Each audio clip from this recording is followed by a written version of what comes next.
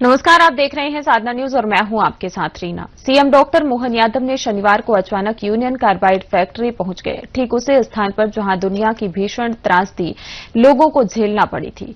CM ने उस factory का निरीक्षण किया। इस मौके पर गैस राहत विभाग से जुड़े अधिकारी भी मौजूद थे।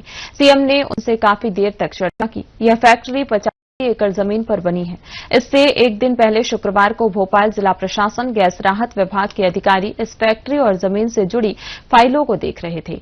वहीं आज का दिन विदिशा जिले के लिए ऐतिहासिक रहा, जहां मुख्यमंत्री डॉक्टर मोहन यादव की मौजूदगी में केंद्रीय मंत्री नितिन गडकरी ने विदिशा जिले को 4400 करोड़ की राष्ट्रीय राजमार्ग परियोजनाओं की सौगात दी।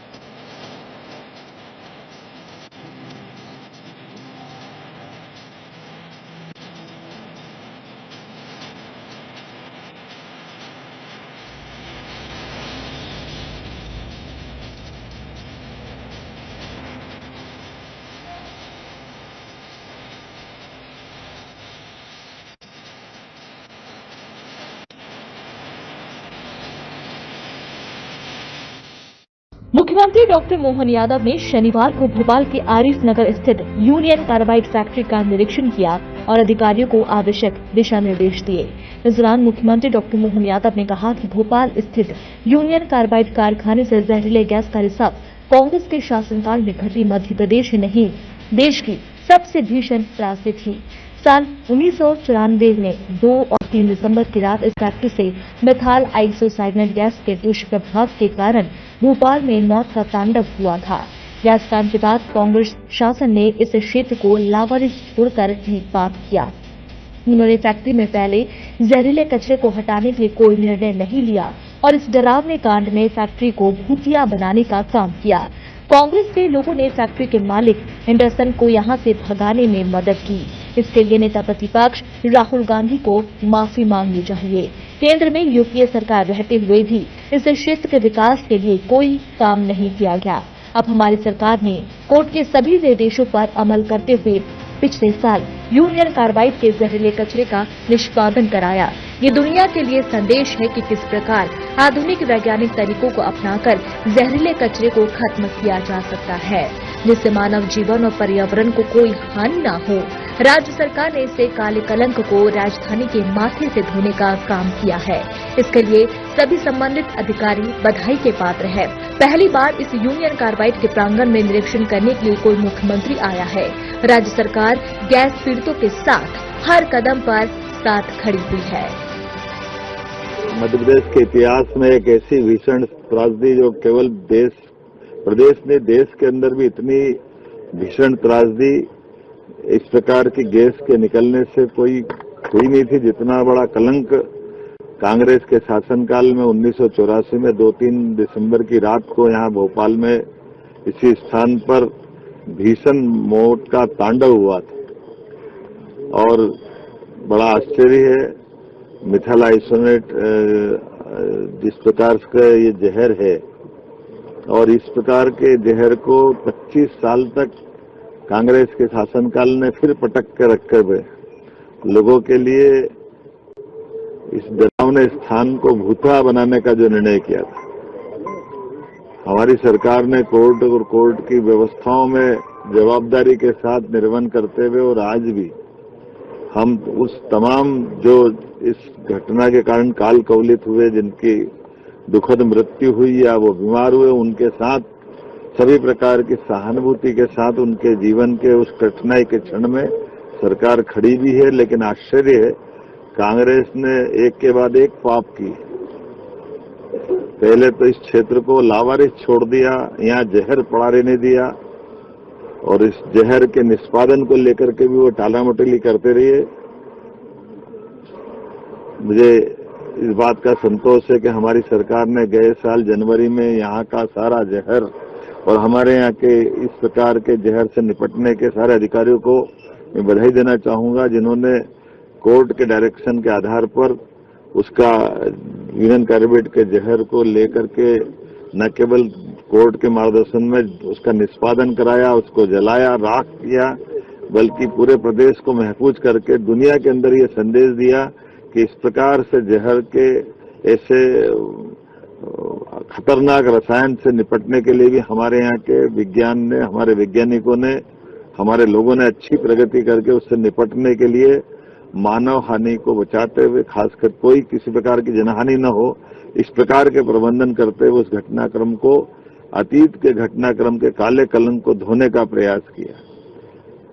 हम अपने इस राज्य के लिए, राज्य की जनता के लिए, भोपाल राजधानी है, इसका मान सम्मान बढ़ाने के लिए और कांग्रेस के कुशासन के उस कलंक को मिटा करके सुशासन के लिए यशस्वी प्रधानमंत्री के नेतृत्व में हमारी अपनी सरकार, मध्य प्रदेश सरकार, केंद्र सरकार के साथ कदम से कदम मिला के चल रही है। ऐसे में जब हमने ये बीते साल शुरुआत में 2025 में यहाँ से सफाई का अभियान चलाया था, और बात का आज का क्रम ये है कि आने वाले समय में कोर्ट के मार्गदर्शन में सब प्रकार से इस स्थान पे मेमोरियल और क्या क्या कर सकते हैं, इसके सुझाव भी हम लेंगे, सबके साथ लेकर के सभी पक्षों को विश्वास में लेकर के।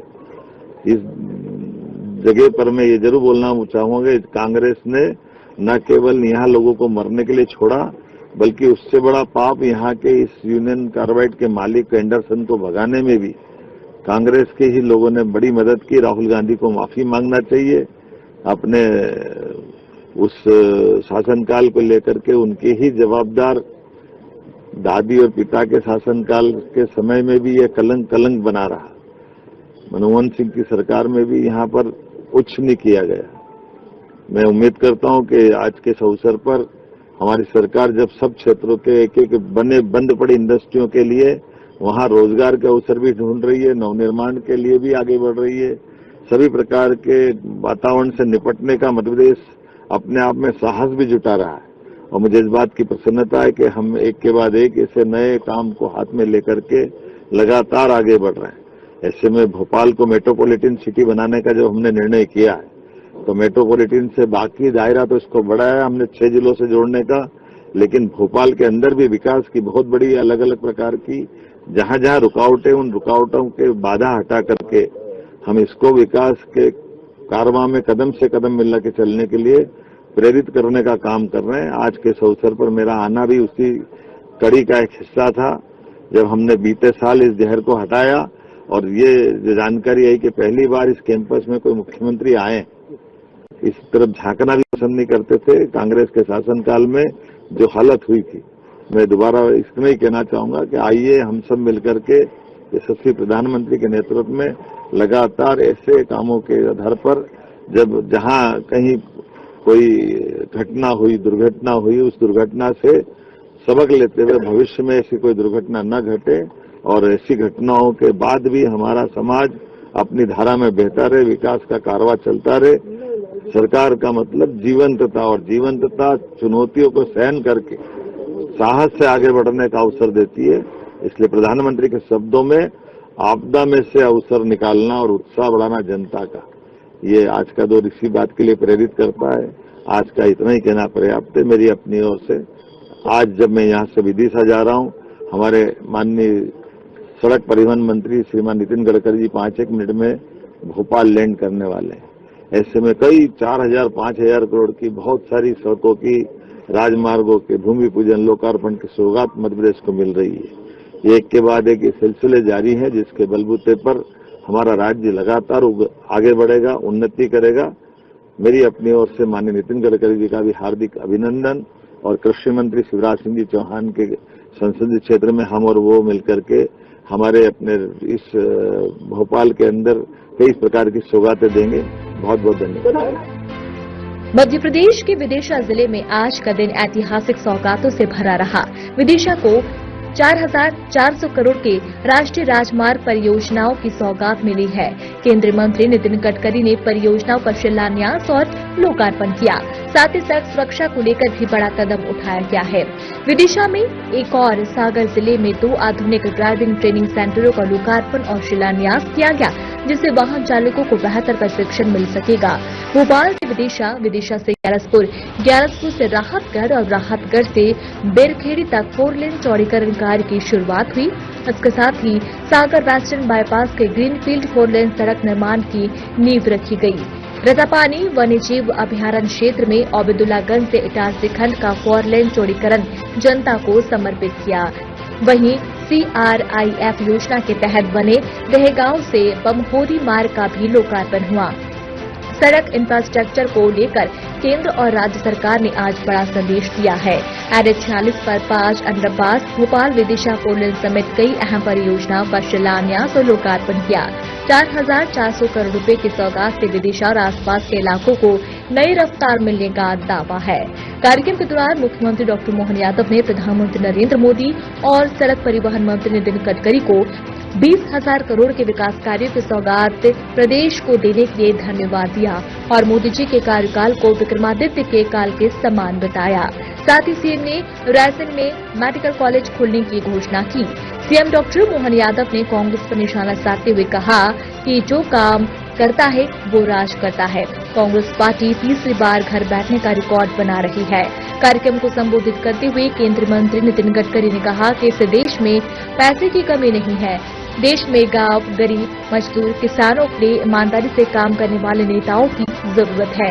मोदी जी के नेतृत्व में आज हम देश को विश्व गुरु बनाना चाहते हैं, बल्कि तीसरी सबसे बड़ी अर्थव्यवस्था बनाना चाहते हैं और हमारी अर्थव्यवस्था को दुनिया की सबसे ताकतवर अर्थव्यवस्था बनाना चाहते हैं और ऐसा करने की ताकत हमारे देश में है।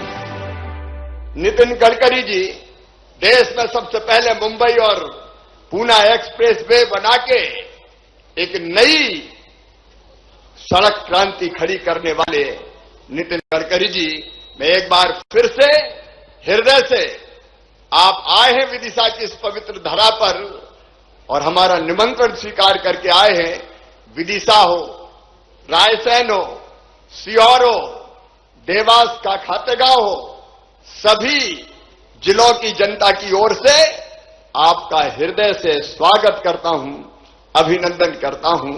मुख्यमंत्री जी, आपका भी मैं इस पवित्र धरती पर फिर हृदय से स्वागत और अभिनंदन करता हूं और हम सबको विश्वास है विदिशा के विकास के लिए जो काम किया केवल भारतीय जनता पार्टी की सरकारों ने किया। आज पहले जो कुछ हुआ है मैं गिनाना नहीं चाहता, समय की कमी है, लेकिन विदिशा को विकास की दृष्टि से अगर बदला है तो भारतीय जनता पार्टी की सरकार ने बदला है। चाहे यहां सड़कों का जाल हो, चाहे यहां मेडिकल कॉलेज हो, चाहे यहां सिंचाई की योजनाएं हो, चाहे यहां जिला चिकित्सालय हो, और केवल विदिशा नहीं, विदिशा हो, रायसेन हो, और विदिशा में भी विदिशा का मतलब केवल विदिशा और बांसौदा नहीं है, शमशाबाद भी है, कुरबाई भी है, सिरोंज भी है, और रायसेन भी है, और सीहोर भी है, और खातेगांव भी है। वो भारतीय जनता पार्टी ने बदला है। लेकिन आदरणीय विदिशा की धरती में वाकई एक आकर्षण है। हर युग में, हर काल में, हर समय, जब तक इस पृथ्वी पे अस्तित्व रहेगा, ऐसे में ये पवित्र धरती उज्जैनी के समान विदिशा का भी अपने आप में एक अलग आनंद रहा। जोरदार अभिनंदन करें अपने इस विशेष प्रकार का आशीर्वाद लिए। शक, खून, कुसान, हर काल में, हर समय यहां के वीरों ने, महावीरों ने अपनी अलग पहचान बनाई। अभी ऊपर से जब हम आ रहे हैं हवाई यात्रा करते हुए, तो अशोक के काल का सांची का स्तूप, वो हमारे 2200 साल पुराना, वो अलग आनंद का अवसर देता है। लेकिन सच में नितिन जी भाई साहब गजब आदमी, अभी 12 दिन भी नहीं हुए 20,000 करोड़ की सौगात हमको मध्य प्रदेश को दी। जोरदार अभिनंदन करें माननीय नितिन जी के माध्यम से। दिल्ली में सामूहिक रूप से बैठक करते हुए 20,000 करोड़ के नए प्रोजेक्ट मध्य प्रदेश को दिए। मैं आपका अभिनंदन करता हूं। यशस्वी प्रधानमंत्री श्रीमान नरेंद्र मोदी जी का भी जोरदार अभिनंदन करें आज के इस अवसर पर। विकास के मामले में जिस प्रकार से माननीय मोदी जी, माननीय नितिन जी, माननीय शिवराज सिंह जी, हरेक कोई अपने अपने क्षेत्र में, जैसे ऐसा लगता है विक्रमादित्य का वो युग याद आ गया, जिनके नवरत्नों के माध्यम से हरेक मंत्री अपना अपना काम करके अपनी विशेष पहचान बनाता था। आज का दौर भी माननीय मोदी जी के काल के माध्यम से विक्रमादित्य का शासनकाल याद दिला देता है। कौन सा काम कठिन है मोदी जी के और उनकी सरकार के मंत्रियों के लिए। आज बदलते समय में माननीय नितिन जी बैठे हैं। हमने भगवान राम के काल में सुना था कि लंका तक जाने के लिए नल नील के माध्यम से समुद्र पे पुल बन गया था। अब बंबई में पुल नितिन जी ने बना दिया। जोरदार अभिनंदन करें। यह अद्भुत व्यक्तित्व है। बंबई में सी ब्रिज, समुद्र के ऊपर ब्रिज बन जाए, ये तो अद्भुत है। हमारा सीधी सिंगरौली रीवा के अंदर बड़ा पहाड़ और नीचे से 6 लेन रोड, ये कोई निकाल सकता है तो नितिन गडकरी निकाल सकते हैं। जोरदार अभिनंदन करें इनके लिए। इतने प्रकार से, जितने प्रकार से विकास के लिए एक एक विधानसभा में जो जो जरूरतें होगी, हमारी सरकार उन सबके साथ है। जब आपने इनके साथ भोपाल, ग्वालियर, नागपुर, जो दिल्ली आगरा रोड जुड़ रहा है, ऐसे में ग्रीनफील्ड के माध्यम से भोपाल आगरा के माध्यम से जुड़ जाए तो इस रोड के लिए भी 569 किलोमीटर का ग्रीनफील्ड बनाना पड़ेगा। मैं माननीय मंत्री गडकरी जी से कामना करता हूं इसकी मंजूरी भी देंगे। ताली वाली बजा के बताओ, ये नया ग्रीनफील्ड रोड बनेगा। इसी प्रकार से कोटा, भोपाल, विदिशा, सागर, ये 13,500 करोड़ का, माननीय शिवराज सिंह जी भाई साहब ने भी इस बात को रखा है, तो 13,500 करोड़ का विदिशा से सागर का और इधर कोटा से दिल्ली मुंबई तक जुड़ने का। जोरदार अभिनंदन करो। मैं माननीय मंत्री जी से कामना करता हूं आज ही वो घोषणा कर दे ताकि ये बड़ी सौगात हमको मिले आज अपने बीच। इसके साथ साथ एक ग्रीनफील्ड जबलपुर, उज्जैन, अंबिकापुर, ये आगे जाकर के छत्तीसगढ़ से होता हुआ असम तक जाएगा। इस ग्रीनफील्ड रोड की भी मैं मांग करता हूं। सिरोंज, शर्मा जी हैं यहां पे, महलुआ, बीना मार्ग, ये 2 NH को जोड़ेगा, जिसके माध्यम से बड़ी सौगात मिलेगी। जब सिरोंज की बात करा तो शर्मा जी के लिए भी जोरदार ताली बजा करके उनके ही सौगात के लिए भी हम सब शामिल हो जाए।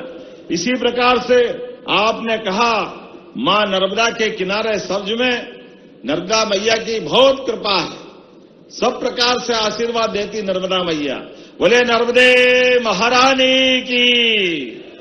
ऐसे में आपने कहा खंडवा, हरदा, नर्मदापुरम, पिपरिया, नरसिंहपुर, जबलपुर, ये पूरा रोड, ये दर्शन सिंह जी को आनंद आ गया और ये लोकसभा के लिए भी मिलेगा। जोरदार अभिनंदन करें। इस पूरे रोड को मैं मांग करता हूं, ये रोड भी आप मंजूर करेंगे। इसी प्रकार से बहुत सारे आपने कहा कि 4 लेन नसरुल्लागंज से बुंदरी, विदिशा, उत्तरी बाईपास और 1 टाइम इन्वेस्टमेंट के लिए समय कम है तो 50 सड़कों के लिए 4,500 करोड़ की रोड की मैं मांग करता हूं। ताली वाली बजाकर समर्थन करें इस अपने 50 सड़कों के लिए अलग अलग प्रकार से। ऐसे में माननीय भाई साहब ने कहा कि देने की घोषणा कर रहा भाई साहब, जोरदार ताली बजाओ। इतने अच्छे कहां रहेंगे। तुरंत दान महाकल्याण, ऐसे नेता चाहिए। अभी तो उनका नंबर बोलने में नहीं आया, उन्होंने वहीं से आशीर्वाद दिया। मैं विनम्रता से प्रणाम करता हूं भाई साहब, आप भी जरा समर्थन कर दो ऊपर हाथ करके, जोरदार ताली बजा करके। कि शिवराज जी के नेतृत्व में लगातार गांव, गरीब, मजदूर, किसान का कल्याण करते हुए मोदी जी के मार्गदर्शन में इस देश के किसानों को खुशहाली देने की रात दिन मेहनत लगातार शिवराज जी कर रहे हैं। आज इस क्षेत्र में आते समय शिवराज जी ने मुझे बहुत सी मांगे की, मोहन यादव जी ने भी मांगे की और हमारे राकेश सिंह जी ने भी की, सभी सांसदों ने भी की। मेरी चिंता ये नहीं है कि मैं मांगे पूरी कर सकता हूं, पर मैं मांगे पूरी करते करते कितने समय भाषण दूंगा, ताकि समय की कमी होगी। पर आप चिंता मत करिए, मेरे पास द्रौपदी की थाली है। खाने के लिए कितने भी लोग आएंगे तो एक भी आदमी भूखा नहीं रहेगा, सबको खाना खिलाने का काम हम करेंगे, ये वचन मैं आपको देता हूं। इस देश में पैसे की कमी नहीं है। मैं जब मुंबई में मंत्री था तो मेरे पास 5 करोड़ रुपए थे। मुंबई पूना एक्सप्रेस हाईवे मैं 95-2000 की बात कर रहा हूं। ये समुद्र में वर्ली, बांद्रा और मुंबई में 55 उड्डान पुल मैंने बनाए। तो लोग मुझे कहते थे तुम्हारे पास पैसे कितने हैं? सरकार में भी पैसे नहीं थे, मेरे पास 5 करोड़ रुपए थे। मैंने 5 करोड़ रुपए में 6000 करोड़ के काम किए। मैं आपको बताता हूं, इस देश में पैसे की कमी नहीं है। देश में गांव गरीब मजदूर किसान के लिए ईमानदारी से काम करने वाले नेताओं की जरूरत है। और मोदी जी के नेतृत्व में आज हम देश को विश्व गुरु बनाना चाहते हैं, वर्ल्ड की 3rd लार्जेस्ट अर्थव्यवस्था बनाना चाहते हैं, हमारी इकोनॉमी को दुनिया का सबसे ताकतवर इकोनॉमी बनाना चाहते हैं, और ये बनाने की ताकत हमारे देश में है।